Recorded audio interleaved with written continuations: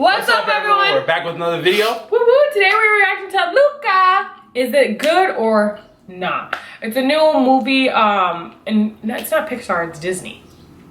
Bro, it's part of Pixar. Pixar is Disney. Are you sure? Anyways, today we are reacting to this. It's a review. Yeah, it's a review of it. Pixar review. But before we get into this video, make sure you smash the like button, comment down below, and subscribe if you're new, and hit the notification bell so you know we post every day. Yep, let's go. Sometimes I feel like the company that's done the most damage to Pixar's reputation over the years is Pixar themselves. I mean, they front-loaded their output with so many genre-defining emotional roller coaster masterpieces that it made their sudden slip into occasional mediocrity and awfulness so much more egregious than it would have been if they had just been a studio with a mixed output of quality from the start, like DreamWorks. And while that's true to an extent, for me personally, a bad movie is a bad movie, regardless of the name of the studio attached to it. A lot of people tell me that I'm too hard on films like Brave or The Good Dinosaur or Onward because they're only bad compared to the rest of Pixar's lineup. They're actually perfectly fine movies that just have to struggle under the weight of expectations associated with the Pixar brand. To that I say,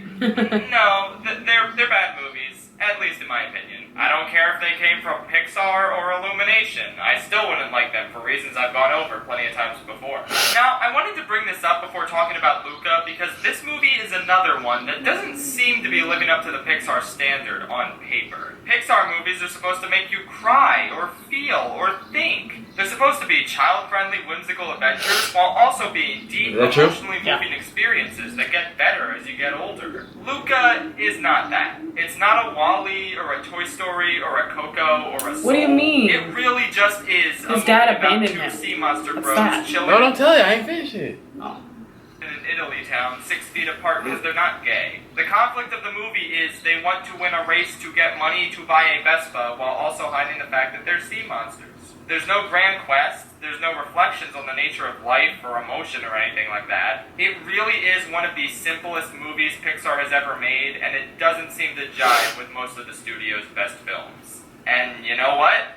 This is the most fun I've had with a Pixar movie in 11 years. It's so refreshing to get something this simple and inherently likable from this studio, while also not being boring or aimless. Plus, the fact that the story is as basic and unambitious as it is means that most of the movie honestly flows better than something like Coco or Soul. We love those movies for their ideas and their emotional moments, but the events that happen to get us to those emotional moments are kind of fetch questy and don't flow amazingly well. Like in Coco, why do we need to go to all these places where Ernesto might be, only to find out, oh no, he's at this other place? Well, it's because the movie needs to space out its emotional beats, so here's a filler quest to try and find him. And in Soul, that barbershop scene is really compelling and great. How did we get to this point? Oh yeah, Joe as a cat tried to cut some hair that looked perfectly fine and also was covered by a hat, so it didn't even need to be cut. And Inside Out is just like Contrivance City. I don't even need to get into that one. Modern Pixar movies are filled with contrivances and roadblocks that you just kind of drudge through in order to get to the really strong emotional stuff.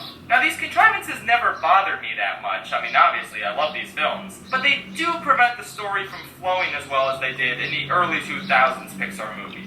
Luca, by contrast, doesn't have this problem for the majority of its runtime. Because the main character's goals are so simple, the events they go through in order to achieve these goals flow very naturally and don't feel contrived in the slightest. Until the third act a little bit, but we'll get to that later. For now, I just want to say that the characters in this are really charming and likable. The main character, Luca, reminded me a lot of Arlo from The Good Dinosaur if he was written by competent people. And I really love the bond he forms with Alberto. Also, Jack Dylan Grazer is very talented in everything he's in, and he really sold me on the emotional moments this character has. I like this quirky girl they meet and the outcast friendship they all form together. Her father is the peak of character design, much like the Cloudy with a Chance of Meatballs dad that came before Yeah, he did. There's a Sacha Baron Cohen cameo for like 1 minute that threw me off guard and was pretty enjoyable. Oh, and the villain in this is so refreshing. Modern Disney and Pixar movies either want to have a twist villain, some sort of dark force with no personality, or no real villain at all. Which is why it's so great just to get this asshole rival villain in the same vein as Chick Hicks or Skinner. Hell, look at his upper lips. They just straight up look exactly like Skinner's upper lips. Truly iconic. I was very entertained by this character. Aside from the character, actors. I like how simple the rules of this universe are. Sea monsters look like human on land, but then they turn back into sea monsters when they are wet. They herd fish, who are kind of like sheep. It's not horribly confusing and absurd like it is in The Good Dinosaur, where some of the dinosaurs are like dogs and some aren't.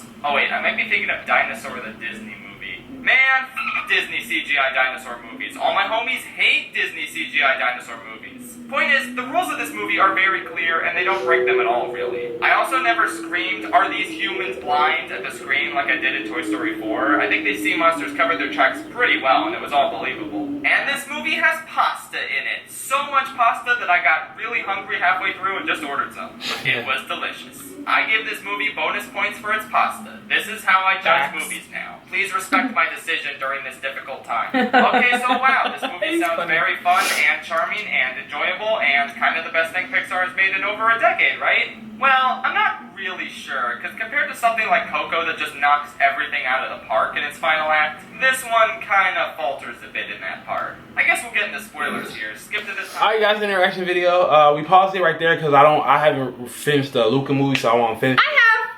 So, it's really good. I like it. His reviews, I feel him on the review. Yeah, because sometimes like Soul is very like deep and confused. If you're not paying attention, you're not gonna understand it.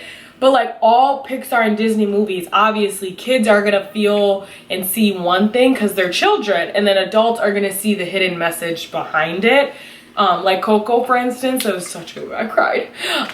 But Luca is a good movie for like children as well as adults, because at the end, like I'm not gonna say it, but it's a good movie. I feel like every Disney movie has a message in it. Yeah, pretty much.